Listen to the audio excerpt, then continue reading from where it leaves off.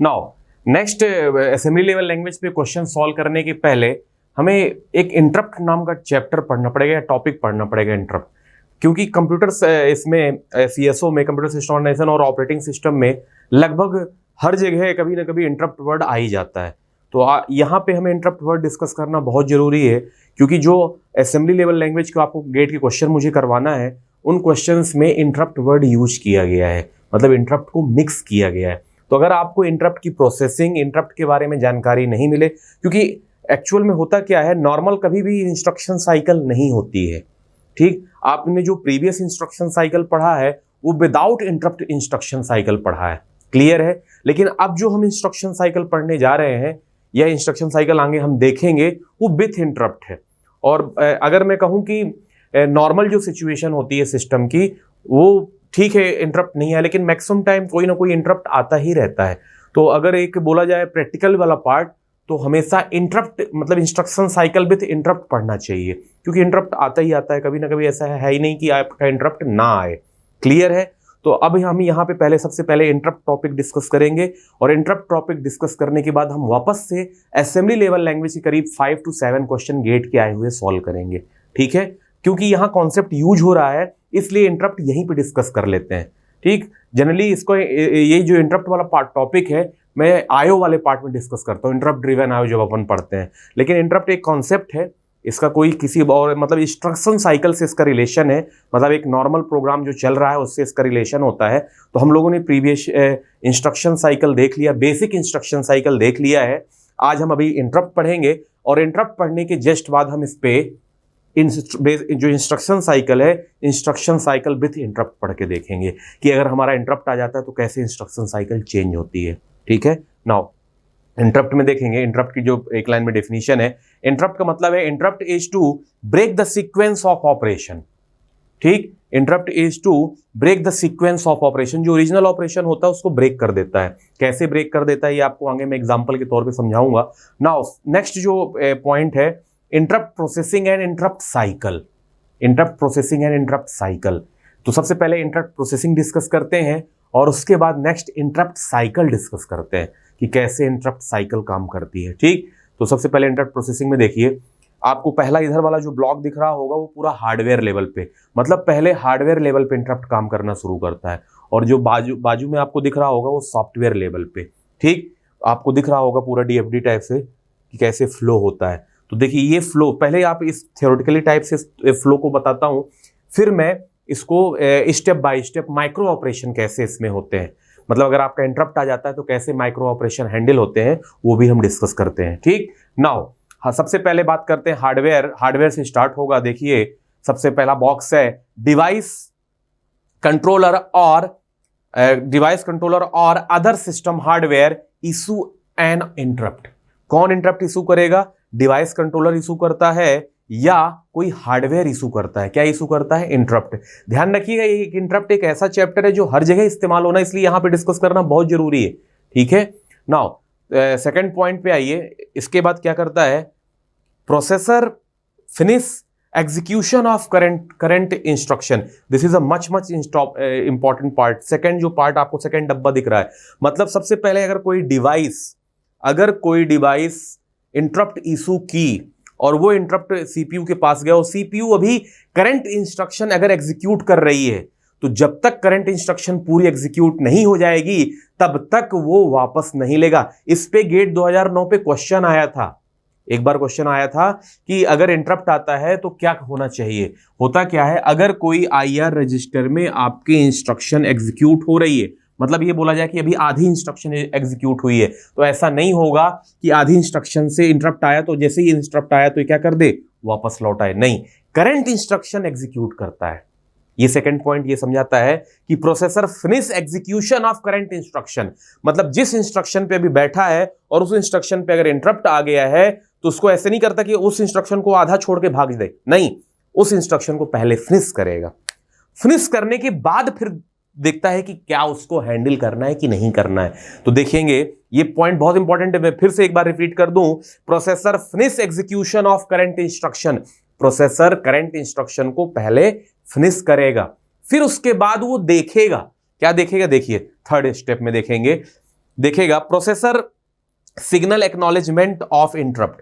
Processor signal acknowledgement of interrupt मतलब जो इसमें सिग्नल आया है, ठीक, उस सिग्नल को देखेगा कि उसकी जो प्रायोरिटी है, जो प्रोसेस ऑलरेडी चल रही है, क्या उसकी हाई प्रायोरिटी है कि लो प्रायोरिटी है, ठीक, इसमें तो processor signal acknowledgement of interrupt. ठीक, नाउ प्रोसेसर अगर मान लीजिए वो सिग्नल दिया मतलब सिग्नल जो आया, processor signal acknowledgement of interrupt का मतलब ये कि जो इंटरप्ट आया तो प्रोसेसर उसको सिग्नल देगा कि हाँ ओके अब आप ले सकते हो मेरे सीपीयू। हो सकता है लोअर प्रायोरिटी प्रोसेस हो। ध्यान रखिएगा ऑपरेटिंग सिस्टम में बार बार मैं बोलूंगा ये प्रीएम्पशन हो रहा है, ये हो रहा है, वो हो रहा है, तो ये इंटरप्ट आना ही कहलाता है। ठीक है, इंटरप्ट हर जगह इंटरप्ट वर्ड आपका आ ही जाएगा कहीं ना कहीं किसी ना किसी तरीके से घुमा के। ठीक है, तो processor signal acknowledgement of interrupt मतलब प्रोसेसर क्या करेगा, सिग्नल करेगा, एक्नॉलेजमेंट जो आपको इंटरप्ट मिला है उसको एक्नॉलेज करेगा। ठीक, now processor push PSW and PC on to control stack. इसमें एक कंट्रोल स्टैक होती है। अब सर जब ये मतलब इंटरप्ट आता है तो ये कंट्रोल स्टैक का मतलब क्या है, और कंट्रोल स्टैक ही क्यों डेटा मतलब स्टैक डेटा स्ट्रक्चर ही क्यों इस्तेमाल होता है, कोई और दूसरा स्ट्रक्चर क्यों नहीं इस्तेमाल होता है। तो ध्यान रखिएगा जब कभी इसमें इंटरप्ट आता है तो कैसे आता है। देखिए होता क्या है, ये आपका एक प्रोग्राम है, मैं आपको आगे भी बताऊंगा ये प्रोग्राम। जैसे मान लीजिए यहाँ पे कोई आपने यूजर का फंक्शन यूज किया है और ये फंक्शन का कोड आपका यहाँ है। ठीक, अब आपने यहाँ बीच में F1 फंक्शन यूज किया है और इस F1 का कोड यहाँ पे है आपका। ठीक, तो होगा क्या कि जब आप प्रोग्राम एग्जीक्यूट कर रहे हो तो यहाँ पे फंक्शन कॉलिंग आई तो आप छोड़ के यहाँ जाएंगे तो होता क्या है, इसका रिटर्न एड्रेस क्या होगा, ये वाला। ठीक, रिटर्न एड्रेस कौन सा होगा, ये वाला, यहाँ वाले इंस्ट्रक्शन का। तो इसको कहाँ डालेंगे, स्टैक में डालेंगे। मान लीजिए इसका एड्रेस है 10 तो यहाँ पे 10 डाल दिया और प्रोग्राम स्टेटस वर्ड डालते हैं। PSW का मतलब होता है प्रोसेसर स्टेटस वर्ड भी होता है, कई बार आप इसको प्रोग्राम स्टेटस वर्ड बोलते हैं। यहाँ पे अगर मैं बात करूं तो प्रोग्राम का स्टेटस क्या है, मतलब क्या चल गया है क्या नहीं चल गया है, वो वैल्यू आप स्टैक के अंदर डाल देते हैं। ठीक है, इसके बाद अगर मैं कहानी बताऊं कि अब क्या होगा तो अब आप F को प्रोसीड करोगे। एक्चुअल में जो इंटरप्ट आता है वो भी किसी न किसी को प्रोग्राम ही होता है। अब ये एग्जीक्यूट हुआ मान लीजिए, फिर F1 पे आया तो यहाँ पे F1 का एड्रेस डल जाएगा। ठीक है, F1 वाला एड्रेस। ठीक, अब नाउ यहाँ पे मान लीजिए ये 12 है तो 12 डल गया और फिर ये इसको एग्जीक्यूट किया। तो सिंपल सी बात है, जब ये इसको एग्जीक्यूट किया तो जहां से कॉलिंग आई थी वहां पहले रिज्यूम करेगा। तो पहले कैसे कर पाएगा ये, इसीलिए स्टैक टॉप पे क्या होता है, मतलब ये कहानी कैसी, एक तरह से बोला जाए तो फंक्शन कॉलिंग टाइप से। ये जो लास्ट फंक्शन आया है वो पहले फिनिश होना चाहिए, तो लास्ट इन फर्स्ट आउट होना चाहिए। तो इस क्रम में आपको लास्ट में आएगा, इसलिए इसमें स्टैक डेटा स्ट्रक्चर इस्तेमाल करते हैं। ठीक है, क्योंकि stack he last in first out concept पे काम करता है। क्लियर है, कई बार बच्चे बोलते हैं कि सर कंट्रोल स्टैक ही इंटरप्ट के लिए क्यों किया जाता है, क्योंकि इंटरप्ट के अंदर इंटरप्ट आ सकता है। यहां देखिए एक इंटरप्ट आया, फिर उसके अंदर फिर इंटरप्ट आया, इंटरप्ट के अंदर इंटरप्ट आएगा तो सबसे पहले लास्ट वाला इंटरप्ट प्रोसीड होगा, फिर उसके सेकंड लास्ट, फिर ऐसे करते हुए क्रम बदलता जाएगा। ठीक है, इसलिए कंट्रोल स्टैक यूज करते हैं। तो क्या लिखा हुआ है, processor push PSW and PC मतलब प्रोग्राम काउंटर हमेशा नेक्स्ट इंस्ट्रक्शन का एड्रेस रखती है जो आपको एग्जीक्यूट करना है। तो सिंपल सी बात है, अभी तक आपका नॉर्मल PC चल रहा है, अब आपको दूसरे प्रोग्राम का PC लोड करना पड़ेगा तब ना चलना शुरू होगा। ठीक, मतलब कहने का PC का मतलब ये हुआ, यहाँ पे दूसरे का प्रोग्राम का PC लोड करना पड़ेगा और इस वाले प्रोग्राम का PC मतलब पुरानी जैसे ये इसका जो, अगर आप इस इंस्ट्रक्शन के एग्जीक्यूट कर रहे हो तो प्रोग्राम काउंटर कहां पे पॉइंट कर रहा होगा, यहां पे नेक्स्ट इंस्ट्रक्शन को। तो PC वैल्यू आपको डालना पड़ेगा क्योंकि नेक्स्ट इंस्ट्रक्शन ही तो आपको वापस से आके रिज्यूम करना है। तो PC जो है, PC करंट वैल्यू है वो डालेंगे आप यहां। क्लियर है, तो ये वर्ड क्लियर होना चाहिए। Processor push PSW and PC on to control stack. PC मतलब प्रोग्राम काउंटर की वैल्यू। प्रोग्राम काउंटर हमेशा नेक्स्ट इंस्ट्रक्शन का एड्रेस रखता है, मतलब अगर करंट इंस्ट्रक्शन पे इंटरप्ट आया तो प्रोग्राम काउंटर में कौन सी वैल्यू रहेगी, नेक्स्ट इंस्ट्रक्शन की, तो उसको कहां डालना है, आपको स्टैक के अंदर डालना है। क्लियर है, नाउ इसके बाद नेक्स्ट स्टेप की ओर बढ़ेंगे। फिर क्या है, processor loads new PC value based on interrupt.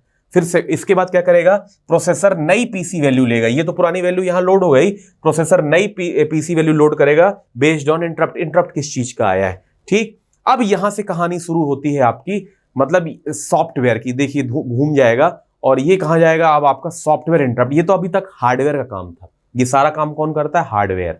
ठीक है, हार्डवेयर इंटरप्ट हैंडलर होते हैं अलग अलग टाइप के, भी बताऊंगा टाइप्स ऑफ इंटरप्ट कितने होते हैं, तो ये सब अपन डिस्कस करेंगे। नाउ अब यहां से सॉफ्टवेयर इंटरप्ट शुरू होगा। Software save remainder of process state information. Clear है? तो अगर मैं यहां पे PSW की बात करूं, जो मैं प्रोग्राम स्टेटस वर्ड बोल रहा था, वो प्रोग्राम स्टेटस वर्ड मत बोलिएगा, प्रोसेसर स्टेटस वर्ड उसको पढ़िएगा। PSW का मतलब प्रोसेसर स्टेटस वर्ड, कि प्रोसेसर का स्टेटस। अब ये मैं बात कर दूं प्रोसेसर स्टेटस वर्ड का मतलब क्या है। होता क्या है, आपका जो प्रोग्राम होता है वो दो मोड में काम करता है, यूजर मोड और कर्नल मोड। ठीक है? तो ये कैसे पता चलेगा कि यूजर मोड और कर्नल मोड में काम कर रहा है? तो इसमें एक PSW वर्ड होता है, प्रोसेसर स्टेटस वर्ड ही बोलते हैं इसको। PSW होता है जिसके अंदर एक बिट होती है। जैसे अगर आप 0 बिट यूज कर रहे हो तो यूजर मोड है। अगर आपका नॉर्मली अभी प्रोग्राम कहां चल रहा है, यूजर मोड में चल रहा है। अगर मान लीजिए फंक्शन कॉलिंग आई कर्नल मोड के लिए, तो सबसे पहले PSW चेंज करना पड़ता है, प्रोसेसर स्टेटस वर्ड चेंज करना पड़ता है। 0 से क्या करना पड़ेगा, 1 का मतलब हो गया कर्नल मोड। कर्नल मोड मतलब हो गया कि हार्डवेयर मोड पे चलेगा। कर्नल मतलब हार्डवेयर से इंटरेक्शन है, हार्डवेयर मोड पे चलेगा। और कर्नल मोड पे जो इंस्ट्रक्शन चलती है वो एटॉमिक एग्जीक्यूशन होता है, वहां नो प्रियम्पशन। कभी भी कर्नल मोड पे कोई भी प्रियम्पशन नहीं होता है, ध्यान रखिएगा। हमेशा प्रियम्पशन यूजर मोड पे होता है, मतलब आप यूजर मोड से प्रोसेस को बाहर निकाल सकते हो। लेकिन अगर आपकी प्रोसेस कर्नल मोड में चल रही है तो वहां कोई इंटरप्ट, वहां कोई फंडा नहीं होता। वहां तो क्या होता है, एटॉमिक एग्जीक्यूशन होता है। जब तक वो पूरा एग्जीक्यूशन हो नहीं जाएगा तब तक बाहर नहीं निकलती है। कहने मतलब ये कर्नल मोड मतलब हार्डवेयर में चले जाना है। ठीक? तो अगर मैं वहां पे प्रोग्राम स्टेटस वर्ड बोला हूं अभी थोड़ी देर पहले, तो उसको आप करेक्ट कर लीजिएगा, प्रोसेसर स्टेटस वर्ड है। प्रोसेसर स्टेटस वर्ड का मतलब कि आपका प्रोसेसर अभी किस मोड में काम कर रहा है, यूजर मोड में काम कर रहा है कि कर्नल मोड में काम कर रहा है। ठीक है? तो ये समझ गए होंगे PSW का मतलब क्या है। मैं एक बार फिर से ये यूज करूंगा ऑपरेटिंग सिस्टम में, जब मैं आपको मोड शिफ्टिंग सिखाऊंगा कि कैसे यूजर मोड से कर्नल मोड में जाता है, तो वहां ये इंटरप्ट ही यूज होता है, सॉफ्टवेयर इंटरप्ट ही जनरेट करता है। यही इसी को बोलते हैं सॉफ्टवेयर इंटरप्ट जनरेट करना। मैं वहां बोलूंगा कि ये सॉफ्टवेयर इंटरप्ट जनरेट करेगा। ठीक है? नाउ इसके बाद क्या करेगा, ये क्या करता है, सॉफ्टवेयर इंटरप्ट जैसे जनरेट हुआ तो क्या करेगा, सेव रिमाइंडर ऑफ प्रोसेस, मतलब जो आपकी बची हुई प्रोसेस का पार्ट है, प्रोसेस स्टेट इंफॉर्मेशन वो सेव करेगा। उसके बाद प्रोसेस इंटरप्ट, मतलब जो इंटरप्ट आया उसको प्रोसेस करेगा, और जैसे ही प्रोसेस कर लेगा उसके बाद क्या करेगा, रीस्टोर प्रोसेस स्टेट इंफॉर्मेशन, वापस से अब यहां पे सर ये प्रोसेस स्टेट इंफॉर्मेशन क्या है? तो अगर आपने ऑपरेटिंग सिस्टम पढ़ा होगा तो देखा होगा कि आपकी प्रोसेस कभी रेडी स्टेट में होती है, कभी रनिंग स्टेट में होती है, कभी ब्लॉक्ड स्टेट में होती है, कभी स्लीप मोड में होती है। तो ये होता है प्रोसेस स्टेट। ठीक है? तो वापस से उस प्रोसेस को अपनी स्टेट में जाना पड़ता है, किस स्टेट में थी ये प्रोसेस। ठीक है? यहां पे ये मतलब थोड़ा सा ये चीज ऑपरेटिंग सिस्टम से रिलेट करते जाइएगा। ठीक है? तो यहां रिस्टोर प्रोसेस स्टेट इंफॉर्मेशन का मतलब यही है कि आपकी प्रोसेस किस स्टेट में वर्क कर रही थी जब ये इंटरप्ट आया।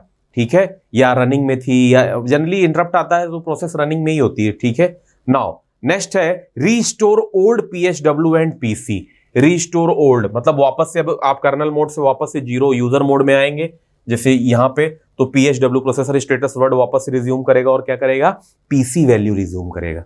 क्लियर है? क्या करेगा, PC value.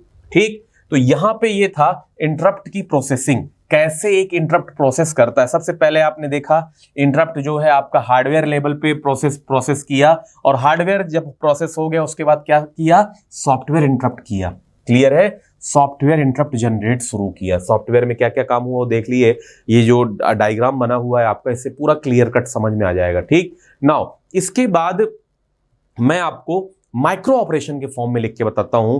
During the interrupt, देखिए during the interrupt cycle the CPU perform the following sequence of micro operation. ये इंपॉर्टेंट है। जैसे पहला आपका माइक्रो ऑपरेशन दिख रहा होगा SP मतलब होता है स्टैक पॉइंटर, SP-1।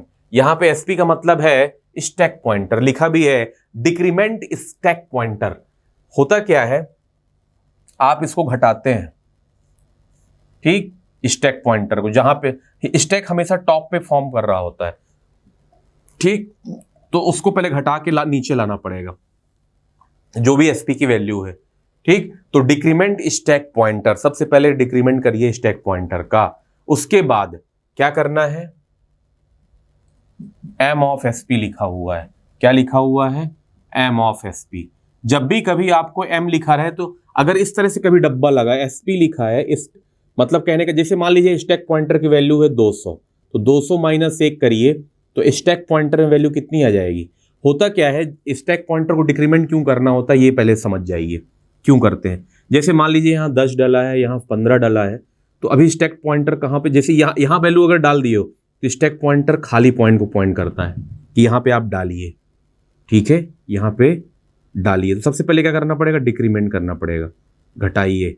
लेना कहाँ से है वैल्यू, तभी तो पता चलेगा कि आपको करना क्या है।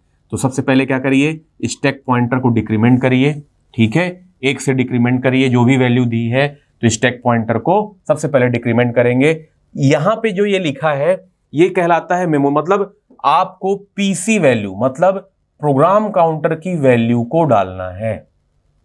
किसकी वैल्यू को डालना है, प्रोग्राम काउंटर। प्रोग्राम काउंटर की वैल्यू कहां डालना है, स्टैक पॉइंटर पे। स्टैक पॉइंटर हमेशा किसको पॉइंट कर रहा होगा, स्टैक टॉप को पॉइंट कर रहा होता है, ठीक है, किसको पॉइंट कर रहा होता है, स्टैक टॉप को।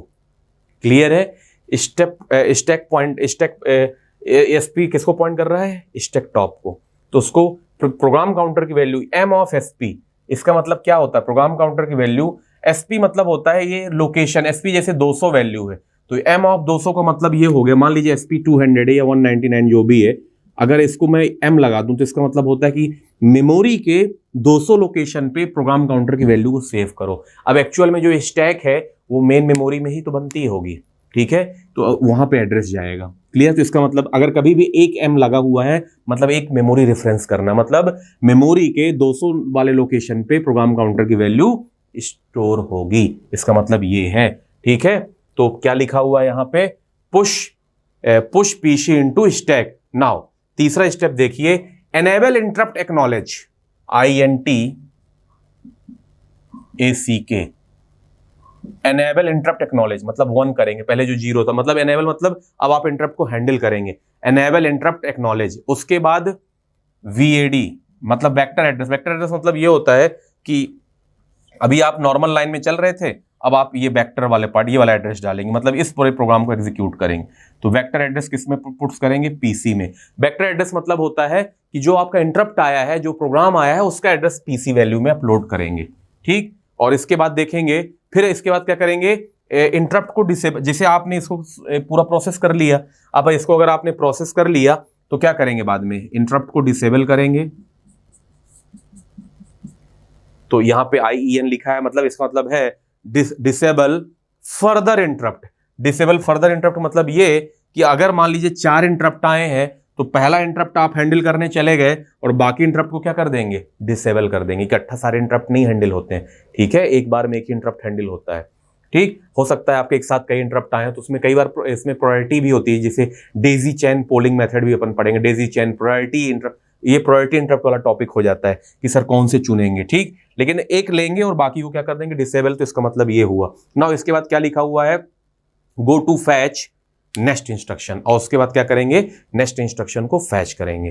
क्लियर है यहां तक। तो ये जो फंक्शनैलिटी थी, ये जो मैंने दिया है कि पहले सबसे पहले स्टैक पॉइंटर को 1 से डिक्रीमेंट करते हैं, फिर प्रोग्राम काउंटर की वैल्यू को मेमोरी ऑफ जो स्टैक पॉइंटर की वैल्यू आती है वहां डालते हैं, इंटरप्ट को मतलब इंटरप्ट एक्नॉलेज करते हैं, मतलब एनेबल करते हैं, इंटरप्ट एनेबल करेंगे, और जो जहां से एड्रेस आया है, मतलब जहां पे इंटरप्ट हैंडल करने जाना है उसका एड्रेस प्रोग्राम काउंटर पे लोड करेंगे, ठीक है, और बाकी इंटरप्ट को जो फर्दर इंटरप्ट है उसको डिसेबल करेंगे और नेक्स्ट इंस्ट्रक्शन फैच करना शुरू कर देंगे।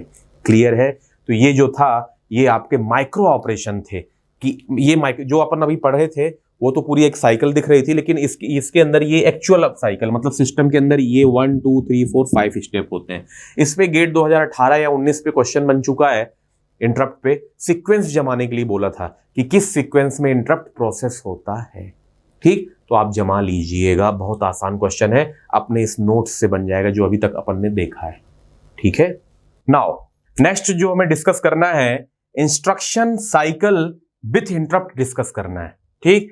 क्योंकि अभी हम इंटरप्ट प्रोसेसिंग डिस्कस कर चुके हैं, इंटरप्ट साइकिल भी इसी को बोलेंगे कि कैसे इंटरप्ट साइकिल है। एक डायग्राम में और इसमें बनाऊंगा प्योरली कैसे आपको दिखेगा, ठीक। लेकिन इसके पहले सबसे पहले transfer of control by interrupt, मतलब कैसे कंट्रोल आपका ट्रांसफर होगा, ठीक। ये आपका दिया हुआ यूजर प्रोग्राम 1 2 और ये ith लोकेशन है, ये i+1 एड्रेस है, ठीक। और ये लास्ट में टोटल इसके अंदर m एड्रेसेस हैं। क्लियर है। आपका जो इंटरप्ट आ रहा है वो यहां आ रहा है, इस वाले पार्ट में, मतलब ये i और i+1 के बीच में आया है, ठीक है। इंटरप्ट आकर हियर, ठीक। ये पार्ट में यहां लिख दे रहा हूं, इंटरप्ट आकर्स हियर। कहां पे आया है? यहां पे। आप लोग अपनी कॉपी में यहां ये वर्ड यहां लिखना, ठीक है। यहां मेरे पास यहां जगह नहीं थी इसलिए मैं यहां नीचे लिखा हूं। तो जैसे ही इंटरप्ट आएगा तो ये क्या करेगा, अगर मान लीजिए अगर आपका इंटरप्ट इधर आकर कर रहा है, ठीक, तब क्या करेगा ये, मतलब अभी जो इंस्ट्रक्शन थी वो ith इंस्ट्रक्शन को एग्जीक्यूट कर रहा था। किसको एग्जीक्यूट कर रहा था? ith को। और ith को एग्जीक्यूट करते करते इंटरप्ट आ गया, तो ये इंस्ट्रक्शन को तो पूरी एग्जीक्यूट करेगा i को, ठीक है। i को तो पूरी एग्जीक्यूट करेगा, और लेकिन i को एग्जीक्यूट करने के बाद ये जाएगा आपका, ये इसको बोलते हैं इंटरप्ट हैंडलर। कहां जाएगा? इंटरप्ट, जो इंटरप्ट आया उसको, ठीक। अब इस इंटरप्ट को पूरा चलाएगा, और इस पूरे इंटरप्ट को चलाने के बाद कहां से रिज्यूम करेगा? i+1 से। क्यों करेगा? क्योंकि ith इंस्ट्रक्शन पे तो इंटरप्ट आया था, तो ith इंस्ट्रक्शन को तो पूरा चलाएगा, ठीक। और उसके बाद i+1 को सेव करता है प्रोग्राम काउंटर को। क्लियर है? कहां पे? स्टैक पे। तो वापस से आके यहां से, ठीक, इसको रिज्यूम करेगा वापस से यहां से, ठीक। तो ये है कैसे ट्रांसफर होता है। और जो हम लोग पढ़ रहे थे अभी प्रोसेसिंग, इंटरप्ट प्रोसेसिंग, ये काम करने के लिए वो सारा काम था इंटरप्ट प्रोसेसिंग का, कि ये जो अपन ने किया ना, ये स्टेप किया, इस स्टेप को कैसे किया, फिर यहां से पूरा प्रोसेस करके ये ले आया। इसमें दो चीजें इन्वॉल्व हुई आपकी, हार्डवेयर और सॉफ्टवेयर, ठीक। और इसके अंदर कितने कंट्रोल सिग्नल थे, मतलब माइक्रो ऑपरेशन कितने थे जो अपन ने लिखे थे, कि मतलब स्टैक पॉइंटर को डिक्रीमेंट किया, ठीक है, इंटरप्ट एनेबल किया, ढेर सारा जो लिखा था अपन ने प्रीवियस, ये सारा काम इसके बीच में होता है, ठीक है। नाउ नेक्स्ट है आपका इंस्ट्रक्शन साइकिल विथ इंटरप्ट। ध्यान रखिए, जब हमने प्रीवियस पढ़ा था आपका, तो स्टार्ट, फैच, नेक्स्ट इंस्ट्रक्शन और एग्जीक्यूट इंस्ट्रक्शन पढ़ा था, मतलब जो बेसिक इंस्ट्रक्शन साइकिल था सिर्फ इतना था। अब ये इंस्ट्रक्शन साइकिल इंटरप्ट के साथ है। एक्चुअली में ये इंस्ट्रक्शन साइकिल होता है सिस्टम के अंदर, ठीक। तो कैसे काम करता है? Start, fetch, next instruction, execute instruction. अगर इंटरप्ट डिसेबल है, तो अगर इंटरप्ट नहीं आया, इंटरप्ट डिसेबल का मतलब कि कभी कोई इंटरप्ट नहीं आ रहा है, तो आपकी इंस्ट्रक्शन नॉर्मली चलती रहेगी ऐसे, मतलब एग्जीक्यूट इंस्ट्रक्शन, फिर fetch, next instruction, execute instruction, फिर फैच, नेक्स्ट इंस्ट्रक्शन। अगर इंटरप्ट एनेबल्ड हो गया, इंटरप्ट एनेबल्ड, तो चेक फॉर इंटरप्ट, इंटरप्ट को चेक करेगा किस टाइप का इंटरप्ट है। जो भी अभी टाइप्स ऑफ इंटरप्ट पढ़ेंगे तो क्लियर हो जाएगा। तो चेक फॉर इंटरप्ट, और फिर उस इंटरप्ट को क्या करेगा? प्रोसेस करने के लिए जाएगा। अब प्रोसेस करने के लिए जाएगा तो सिंपल सी बात है, उसके अंदर भी क्या रहेंगे? इंस्ट्रक्शंस रहेंगी। भाई एक इंटरप्ट भी यूजर का कोई ना कोई प्रोग्राम ही हो सकता है ना, तो फिर से सेम कहां जाएगा? वापस से ये फैच नेक्स्ट इंस्ट्रक्शन करेगा, फिर एग्जीक्यूट करेगा, मतलब इस वाले पूरे को चलाएगा। क्योंकि अब इसमें इंटरप्ट क्या कर देगा? डिसेबल कर देगा, पहले इसको पूरा चलाएगा और चला के बाहर निकल जाए। यहां पे एक कंडीशन और होती है, बाहर निकलने का मतलब ये है कि पूरा चलने के बाद यहां पे हॉल्ट होगा, फिर ये हॉल्ट वाला है। क्यों? अगर मान लीजिए इंटरप्ट पूरा प्रोसेस हो गया तो एग्जीक्यूट होने के बाद फाइनली कहां जाएगा? हॉल्ट, ठीक। दो तरीके से समझिए, पहला बेसिक इंस्ट्रक्शन साइकिल समझिए, वहां पे हॉल्ट क्या था? इंस्ट्रक्शन, एग्जीक्यूट इंस्ट्रक्शन के बाद हॉल्ट था, ठीक है। यहां भी एग्जीक्यूट इंस्ट्रक्शन के बाद ही हॉल्ट है, लेकिन एक पार्ट यहां जुड़ गया है, क्या आपका? चेक। अगर इंटरप्ट इनेबल्ड है, अगर इंटरप्ट इनेबल्ड मतलब अगर इंटरप्ट आया तो सबसे पहले चेक करेंगे चेक फॉर इंटरप्ट, और फिर प्रोसेस करने लगने जाएंगे इंटरप्ट को, मतलब जैसे ये आया है, ठीक। देखिए ये अगर नॉर्मल इंस्ट्रक्शन चल रही थी, जैसे अगर मैं इसके अंदर पहली बात करूं तो फर्स्ट इंस्ट्रक्शन फैच किया, उस इंस्ट्रक्शन एग्जीक्यूट किया, अभी कोई इंटरप्ट नहीं आया, इंटरप्ट डिसेबल है, लौट गया यहां पे, फिर फैच किया, फिर एग्जीक्यूट किया, फिर लौट गया। लेकिन जैसे ith पे आया तो इंटरप्ट क्या हो गया? एनेबल्ड हो गया। तो ith को तो एग्जीक्यूट किया, लेकिन उसके बाद i+1 को एग्जीक्यूट करने नहीं गया। कहां जाएगा? इंटरप्ट चेक करेगा। इंटरप्ट चेक करने के बाद इंटरप्ट को पूरा प्रोसेस, जैसे चेक किया किस टाइप का है, अब इसको प्रोसेस करने के लिए आएगा, तो फिर से इसमें इंस्ट्रक्शन फैच करेगा, एग्जीक्यूट करेगा, फैच करेगा, एग्जीक्यूट करेगा, फैच करेगा, एग्जीक्यूट करेगा, और जब ये प्रोग्राम हॉल्ट पे खत्म हो जाएगा तो वापस से क्या करेगा, रिटर्न करेगा इसको। ठीक है, रिटर्न करते हुए i+1, और वापस से फिर कौन सी इंस्ट्रक्शन फैच होना शुरू हो जाएगी, इस वाले प्रोग्राम की, तो फिर से ये चलना शुरू हो जाएगा। क्लियर है? ठीक, इस डायग्राम के बाद मैं एक डायग्राम और बना के दिखाने वाला हूं आपको, मतलब इसको और एक्सप्लेन करने वाला हूं। इसी डायग्राम का एक और रूप देखने वाले हैं स्टेप बाय स्टेप। देखेंगे instruction cycle state diagram with interrupt. ये हम डायग्राम पहले भी पढ़ चुके हैं, जब मैंने 2 नंबरों के जोड़ने का आपको प्रोग्राम बताया था, मशीन लेवल पे कैसे चलता है, तो वहां पे भी हम इंस्ट्रक्शन साइकिल पढ़े थे। एक बार फिर से इसको पढ़ते हैं, इंटरप्ट बस जुड़ गया है थोड़ा सा।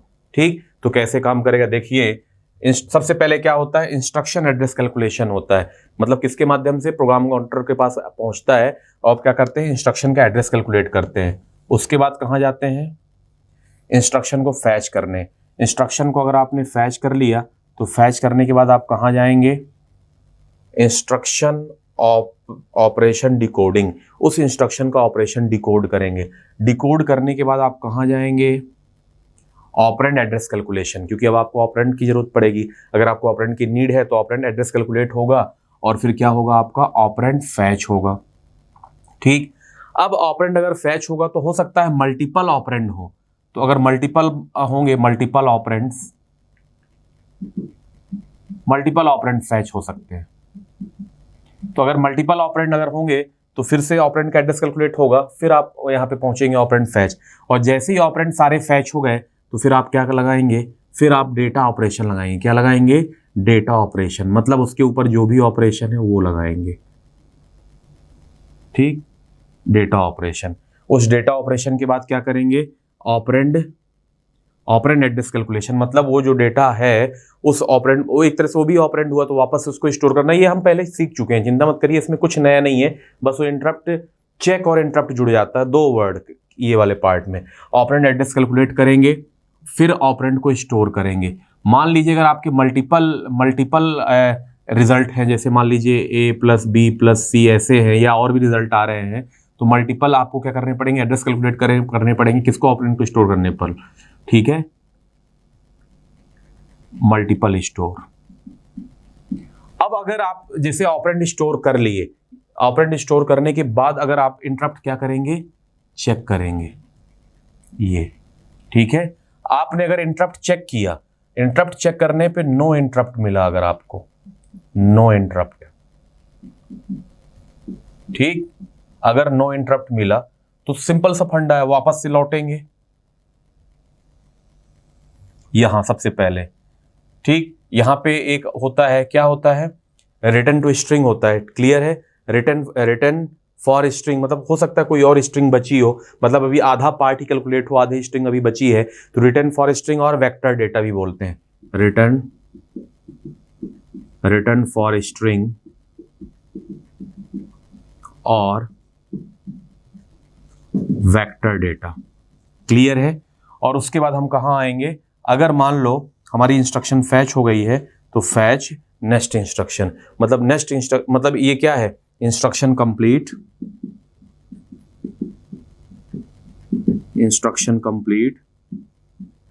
पहली इंस्ट्रक्शन जो भी आपकी थी कंप्लीट, फैच नेक्स्ट इंस्ट्रक्शन। ठीक, फैच नेक्स्ट इंस्ट्रक्शन। क्लियर है, लेकिन अगर मान लीजिए नो इंटरप्ट के बजाय अगर इंटरप्ट है, ठीक, तो क्या करेंगे, इंटरप्ट को प्रोसेस करेंगे, और इंटरप्ट को प्रोसेस करने के बाद, ठीक है, इंटरप्ट को प्रोसेस करने के बाद फिर से वही कहानी यही वाली। ठीक, तो ये डायग्राम बना लीजिएगा। ये किसका डायग्राम हो गया, instruction cycle state diagram with interrupt. ठीक, अधूरा डायग्राम था, मतलब पहले हम इतना तक पढ़े थे, इसमें सिर्फ इंटरप्ट चेक और इंटरप्ट वाला पार्ट ऐड हुआ है। क्लियर है, तो इसमें यहां मुझे ज्यादा समझाने की जरूरत नहीं है, क्योंकि मैं पहले भी ये सारी चीजें समझा चुका हूं कैसे करना है। ठीक है, बस यहाँ इंटरप्ट चेक और इंटरप्ट वाला पार्ट जुड़ जाएगा। क्लियर है, तो ये पार्ट खत्म हुआ आपका। नेक्स्ट टॉपिक है आपका टाइप्स ऑफ इंटरप्ट। अब इंटरप्ट के बारे में पढ़ते आगे बढ़ते हैं, टाइप्स ऑफ इंटरप्ट के बारे में पढ़ते हैं। जो बेसिक इंटरप्ट था वो मैं पूरा डिस्कस कर चुका हूं, लेकिन थोड़ा सा टाइप्स ऑफ इंटरप्ट भी पढ़ना जरूरी। कभी कभी question in types of interrupt पे भी मिलेंगे, नहीं भी मिलेंगे तो जानना बहुत जरूरी है आपको। ठीक, नाउ टाइप्स ऑफ इंटरप्ट में देखेंगे, सबसे पहले आपका होता है एक्सटर्नल इंटरप्ट। ठीक है, generated by an IO device, किसके द्वारा जनरेट किया जाता है, आईओ डिवाइस के द्वारा जनरेट किया जाता है। नाउ इसके अंदर देखेंगे, IO device tell the CPU that an IO request completed by sending an interrupt signal to the processor. ठीक, आईओ एरर्स में ऑल्सो जनरेट एन इंटरप्ट। ध्यान रखिए, एक्सटर्नल इंटरप्ट यहां पे ये बताया गया है किसके द्वारा जनरेट किया गया, मतलब कब कब जनरेट होगा एक्सटर्नल इंटरप्ट, ये बताया गया एक्सटर्नल इंटरप्ट में। एक्सटर्नल इंटरप्ट किसके द्वारा, एक लाइन में डेफिनेशन है, generated by an IO device. किसके द्वारा जनरेट होता है, आईओ डिवाइस के द्वारा होता है। अब कब कब होगा, पहला point, IO device tell the CPU that an IO request complete by sending an interrupt signal to the processor. अगर कोई आईओ इनपुट आउटपुट कर रहा है, ध्यान रखिएगा ये आईओ बार बार कर रहा हूं मैं, जब ऑपरेटिंग सिस्टम बताऊंगा सीपीयू शेड्यूलिंग में तो आईओ वेटिंग की स्टेट होती है, तो अच्छे से ध्यान से पढ़ लीजिए यहाँ पे, क्योंकि बार बार आपको ये पार्ट वहां आएगा, मैं बोलूंगा कि प्रोसेस कहाँ चली गई, आईओ वेटिंग करने। तो अगर आपकी प्रोसेस कभी आईओ करने जाती है, IO device tell the CPU, मतलब सीपीयू को बताएगा कि आपने जो मुझे आईओ रिक्वेस्ट दी थी वो मैं कंप्लीट कर चुका हूं, अब वो सिग्नल प्रोसेसर को बताएगा कि वापस मुझे रिज्यूम करो। नाउ आईओ एरर, अगर मान लीजिए चलते चलते कभी आईओ एरर आ जाए, आईओ एरर में ऑल्सो जनरेट एन इंटरप्ट, अगर कोई आईओ एरर आई तब भी इंटरप्ट जनरेट होगा, ये एक्सटर्नल इंटरप्ट के अंतर्गत है। Most computer have a timer which interrupt the CPU मतलब सीपीयू एवरी सो मेनी मिली सेकेंड। कहने मतलब ये है कि आप ये बोल सकते हैं कि आईओ एरर के लिए ढेर सारे मतलब जनरेट तरीके से जनरेट हो सकता है, और मोस्ट कंप्यूटर जो इंटरप्ट को सिग्नल करते हैं, बताते हैं, वो किसके द्वारा बताएंगे, आपका टाइमर। ठीक है, कुछ टाइमर होता है जो पर्टिकुलर टाइम पे आपका हर मिनी सेकेंड पे आपको बताता जाएगा। ठीक, नाउ इसके बाद नेक्स्ट है आपका इंटरनल इंटरप्ट। ठीक, इसको एक्सेप्शन बोलते हैं, exception within a program. क्या बोलते हैं इसकी डेफिनेशन, एक लाइन में, exception within a program, when the hardware detect that program is doing something wrong. जैसे मान लीजिए यूजर का प्रोग्राम कहां पहुंच रहा है, ऑपरेटिंग सिस्टम में, उसको इंटरनल इंटरप्ट बोलते हैं, exception within a program. Clear है, when the hardware detect that the program is doing something wrong. अगर आप किसी की प्रोटेक्शन एरर या किसी की बाउंड्री क्रॉस कर रहे हैं, बाउंड्री क्रॉस करना मतलब ये वाला पार्ट, ये वाला जो इलाका जैसे ऑपरेटिंग सिस्टम मेमोरी में स्टोर होता है, अगर आप ऑपरेटिंग सिस्टम वाला एड्रेस एक्सेस करने की कोशिश करेंगे तो वहीं पे ये इंटरनल इंटरप्ट देगा। ठीक है, now it will usually generate an error, मतलब कौन कौन से एरर जनरेट होते हैं ये देखिए। It will usually generate an error interrupt, arithmetic error कहलाता है। पेज फॉल्ट, जब का आपका पेज फॉल्ट होता है वो भी आपका इंटरप्ट है, ध्यान रखिएगा, ऑपरेटिंग सिस्टम में काम आएगा पेज फॉल्ट। पेज फॉल्ट भी इंटरप्ट है। किस टाइप का इंटरप्ट है, आपका इंटरनल इंटरप्ट है। ठीक है, internal interrupt. It will usually generate an error interrupt के अंदर क्या था, अर्थमेटिक एरर, पेज फॉल्ट। ठीक, कोई इनवैलिड इंस्ट्रक्शन आ गई, हार्डवेयर माल फंक्शन भी बोलते हैं, डिबगिंग अगर कोई डिबगिंग वाला पार्ट है, और एड्रेसिंग एरर, अगर कोई एड्रेसिंग एरर वही जो बताया ना कि आपके लिए वो एड्रेस अलाउ नहीं किया गया है और आप किसी और के एड्रेस को एक्सेस करने जा रहे हो। Now a page fault interrupt is not the result of program error. ध्यान रखिएगा, यहां पे ये वर्ड लिखा है, a page fault interrupt is not the result of program error but it does the require the operating system to get control. मतलब होता क्या है, अगर पेज फॉल्ट हुआ, जो पेज फॉल्ट नहीं मिला, तो ऑपरेटिंग सिस्टम के लिए रहता है कि ये साहब पेज लेके आइए। ठीक है, तो वो कोई प्रोग्राम एरर नहीं है, किसी प्रोग्राम की वजह से नहीं आता है। पेज फॉल्ट एक रूटीन है। ठीक है, अगर वो पेज मेमोरी में नहीं मिला, रैम में, तो आप कहां जाते हैं, हार्ड डिस्क में, तब ये पेज फॉल्ट क्रिएट होता है। इसको हम पेज फॉल्ट को डिटेल में पढ़ेंगे, ध्यान रखिएगा। Page fault interrupt is not a result of program error. Interrupt है पर ये प्रोग्राम एरर वाला पार्ट नहीं है। ऑपरेटिंग सिस्टम वर्ड यूज हुआ है तो ऑपरेटिंग सिस्टम में डिटेल में मेमोरी में होगा, चिंता ना करें। Now internal interrupt some time called exception. ठीक है, एक्सेप्शन भी बोलते हैं इसको, called some time exception. Internal interrupt arise from illegal और एररनेस ऑफ इंस्ट्रक्शन और data. Internal interrupt is called traps. इसको एक नाम और से पुकारते हैं, ट्रैप। कई बोलते हैं ट्रैप आ गया, तो वो इंटरनल इंटरप्ट ही होता है। ठीक है, जस्ट डेफिनेशन है जो मैं आपको रीड करता हुआ मतलब आगे बढ़ रहा हूं, और आप भी ऐसे इसको समझ के रखिएगा। इसमें अगर कहीं भी कोई डाउट हो या इंटर रिलेट नहीं कर पा रहे हैं तो बताइएगा। कुछ इसके टॉपिक अपन ओएस में भी पढ़ेंगे, इसीलिए मैं यहाँ पे इंटरप्ट डिस्कस कर दे रहा हूँ इंडिविजुअली अलग से टॉपिक लेके, क्योंकि बार बार कहीं ना कहीं ये वर्ड आता ही रहेगा, कभी पेज फॉल्ट, कभी कुछ कभी कुछ, तो ये सब आपको दिमाग में तुरंत आना चाहिए कि अच्छा ये इंटरप्ट ही है। ठीक, नाउ आगे देखिएगा, प्रोग्राम जनरेटेड। प्रोग्राम जनरेटेड में लिखा हुआ है use to transfer control the operating system. ठीक, अब इसको देखते हैं कैसे है। Most computer have an instruction that generate an internal interrupt. ठीक, program generated interrupt are a means for user program to call a function of OS, जो भी अभी बता रहा था मैं। some system refers to these interrupt as a supervisory call or SVC।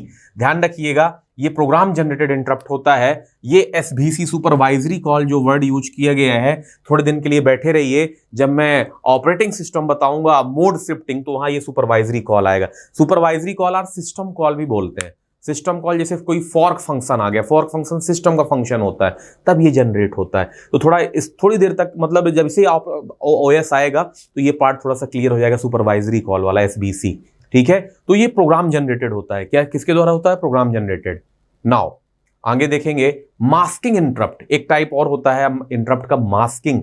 Some interrupt can be temporarily disabled, most processor can disabled external interrupt. ठीक है, most processor can disabled external interrupt. External interrupt जो बाहर से आ रहा होता है उसको disabled कर देते हैं। Most internal interrupt can not be disabled. ठीक है, आपके जो इंटरनल इंटरप्ट है उनको आप डिसेबल्ड नहीं कर सकते। जैसे कोई पेज फॉल्ट हो गया या कोई अर्थमेटिक एरर आ गई तो उसको आप कैसे डिसेबल्ड कर पाओगे। लेकिन हाँ, एक्सटर्नल इंटरप्ट आते हैं तो उनको रोक सकते हैं अपन। क्लियर है? एक्सटर्नल मतलब बाहरी इंटरप्ट। कुछ घर के इंटरप्ट होते हैं, कुछ बाहरी इंटरप्ट होते हैं। ठीक है, तो बाहरी इंटरप्ट रोकने का क्या तरीका? दरवाजा बंद कर लो, पर अंदर जो लोग हैं उनका इंटरप्ट नहीं रोक सकते हैं। ठीक है, नाउ इसके बाद है मास्केबल इंटरप्ट। ठीक, ऊपर था मास्किंग इंटरप्ट, मास्किंग इंटरप्ट के अंदर एक आता है मास्केबल इंटरप्ट। INTR से डिनोट करते हैं इसको, INTR। ठीक, maskable interrupt, an interrupt that can be disabled or ignored by the instruction.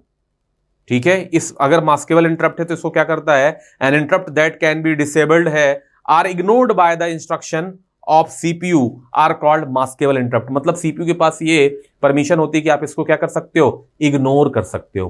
Clear है? तो इसको आप क्या बोलेंगे? Maskable interrupt. Now non maskable interrupt, NMI short form में बोलते हैं, नॉन मास्केबल इंटरप्ट।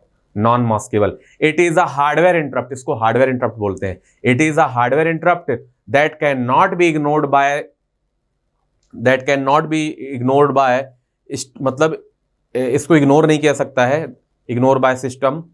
ठीक है, स्टैंडर्ड इंटरप्ट मास्किंग टेक्निक, सुनिए फिर से, it is a hardware interrupt that can not be ignored by system. ठीक, स्टैंडर्ड इंटरप्ट मास्किंग टेक्निक, इसको स्टैंडर्ड इंटरप्ट मास्किंग टेक्निक भी बोलते हैं।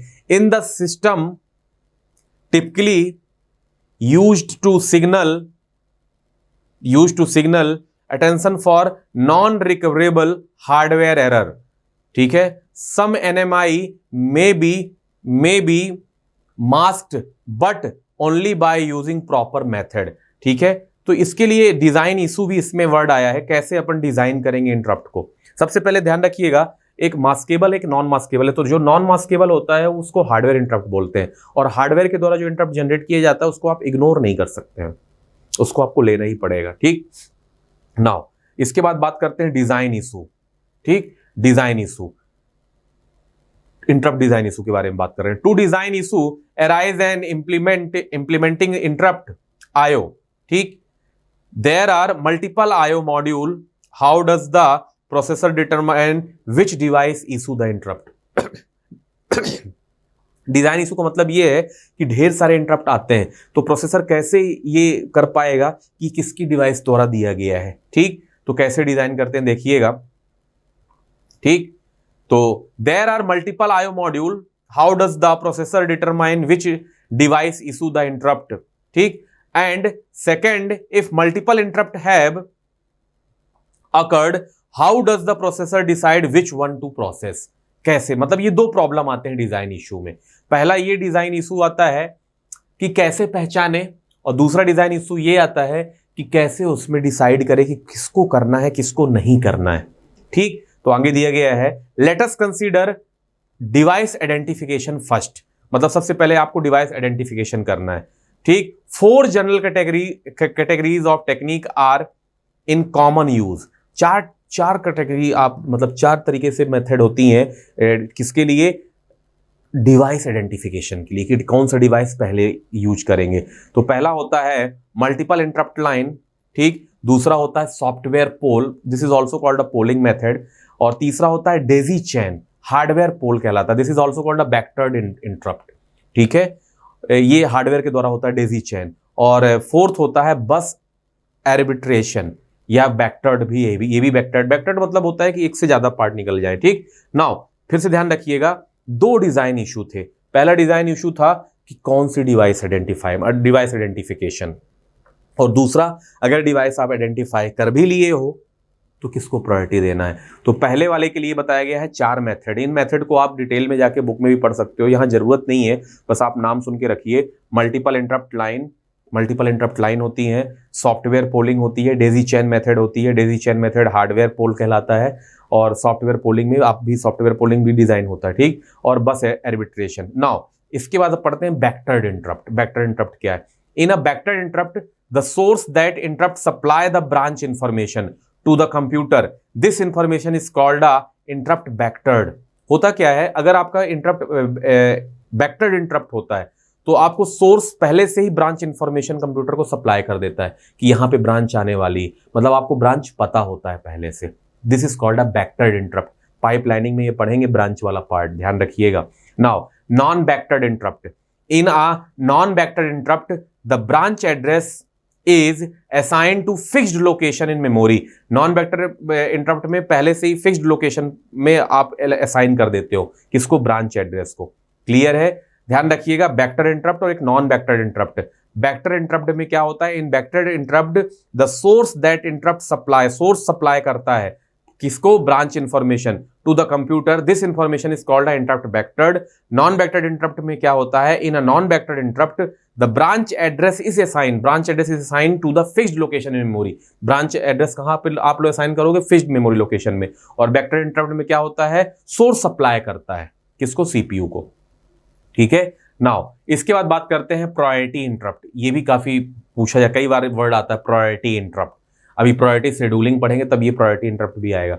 अ priority interrupt is a system that establish a priority over a various source to determine which condition is to be service first when 2 or more requests are simultaneously मतलब अगर लगातार 2 आती हैं तो ये आप प्रायोरिटी इंटरप्ट, मतलब ये प्रायोरिटी इंटरप्ट की बेसिक डेफिनेशन है। ठीक है, कि अगर मान लीजिए एक से ज्यादा लोग आ रहे हैं कि मुझे चाहिए, तो ये प्रायोरिटी के ऊपर डिपेंड करता है। ठीक, नाउ इसके बाद पोलिंग भी थोड़ा सा देख लेते हैं। Polling, establishing the priority of simultaneously interrupt can be done by software और hardware. A polling processor is issue to identify the highest priority source by software, means in this method there is one common branch address for all interrupt। एक branch address होता है सबके लिए, polling चुनाव करने के लिए, चलो कौन जीतेगा। ठीक है, जिसकी हाई प्रायोरिटी होती है वो जीत जाता है। ये प्रायोरिटी पोलिंग जो है प्रायोरिटी शेड्यूलिंग में यूज होता है। सीपीयू पे कई सारी प्रोसेस आती हैं जिसकी हाई, इसमें आप देते हो, मतलब इसमें सॉफ्टवेयर टाइप से असाइन होता है, जिसकी हाई प्रायोरिटी हो पहले चला जाता है। क्लियर है। Now disadvantage of software method is that if there are many interrupt in the time required to poll, then exceed the time available service the IO device। आपने सुना होगा प्रायोरिटी शेड्यूलिंग में प्रोसेस स्टारवेशन में जाती है, ये उसका disadvantage है। आपने सॉफ्टवेयर पोलिंग तो कर दी, सॉफ्टवेयर पोलिंग किसके माध्यम से कर दी, प्रायोरिटी असाइन कर दी, ठीक है सबको। लेकिन हो क्या सकता है, अगर मान लो एक हाई प्रायोरिटी प्रोसेस हमेशा आती जा रही है, लो प्रायोरिटी की प्रोसेस किस में चली जाएगी, स्टारवेशन में। इससे रिलेट करिएगा ये चीज। तो ये डिसएडवांटेज है कि कई बार क्या होगा कि आप पोल करने के लिए डाल दिए तो हो सकता है कुछ आईओ डिवाइस या किसी और की लंबी क्यू लग जाए, मतलब टाइम लिमिट एक्सीड कर जाए। ठीक है, अब उसको कैसे दूर करते हैं वो अपन प्रायोरिटी शेड्यूलिंग में पढ़ेंगे। क्या मेथड होती है उसकी, मेथड होती है एजिंग, तो पढ़ेंगे एजिंग क्या होता है। इन दिस सिचुएशन, ये जो प्रायोरिटी है ये सब ये इंटरप्ट का ही खेला है। In this situation the hardware priority interrupt, लिखा भी है यहाँ पे, hardware priority interrupt unit can be use to separate the operation. अगर मान लीजिए ये सिचुएशन आती है तो फिर हार्डवेयर के ऊपर डिपेंड करता है। In this situation the hardware priority interrupt unit can use to speed up the operation. इसके लिए फिर क्या करते हैं आप, हार्डवेयर यूनिट इस्तेमाल करते हैं। अगर हार्डवेयर की बात करें तो डेजी चेन प्रायोरिटी आती है इसके अंतर्गत। क्या आती है, Daisy chain priority. The Daisy chain method, Daisy चेनिंग method of establishing priority consists of a serial connection of all device that request an interrupt. ठीक, the device with the highest priority is placed in the first position followed by lower priority device. Daisy chain method में क्या होता है, highest priority की पहले, फिर उसके बाद सेकंड, फिर थर्ड, फिर फोर्थ, और लोवेस्ट प्रायोरिटी की डिवाइस बिल्कुल लास्ट में। ठीक है, नाउ नोट के पॉइंट देख लेंगे, ये इंपॉर्टेंट है।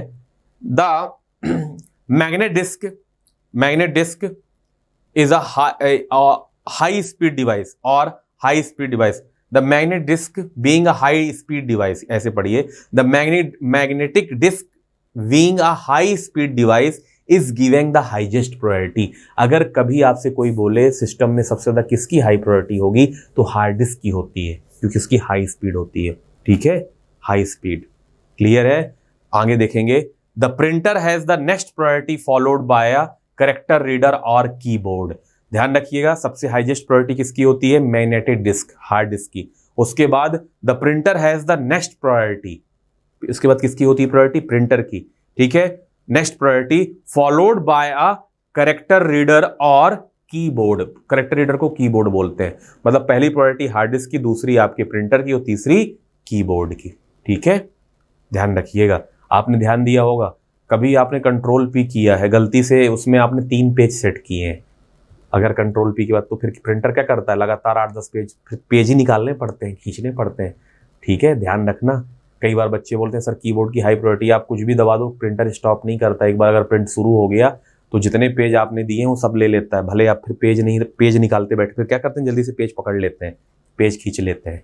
ठीक है, तो ध्यान रखिएगा। यहाँ पे आपका इंटरप्ट चैप्टर पूरी तरह से फिनिश हो गया है। यहाँ पे जो हमने टाइप्स ऑफ इंटरप्ट पढ़ा है, टाइप्स ऑफ इंटरप्ट में सिर्फ डेफिनेशन इंपॉर्टेंट है जो आप समझ के रखिएगा, मतलब एक बार सिर्फ रीड करना है।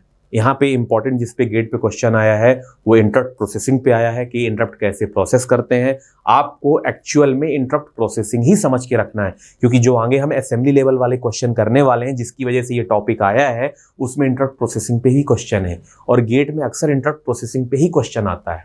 ठीक है, टाइप्स ऑफ इंटरप्ट थोड़ा सा ध्यान रखिए कि कौन किस टाइप का है, क्योंकि कभी कभार इस पे भी क्वेश्चन लायक कर जाता है। इंटरप्ट जो है हल्का फुल्का टॉपिक नहीं है, this is a important topic GATE point of view से। ठीक है।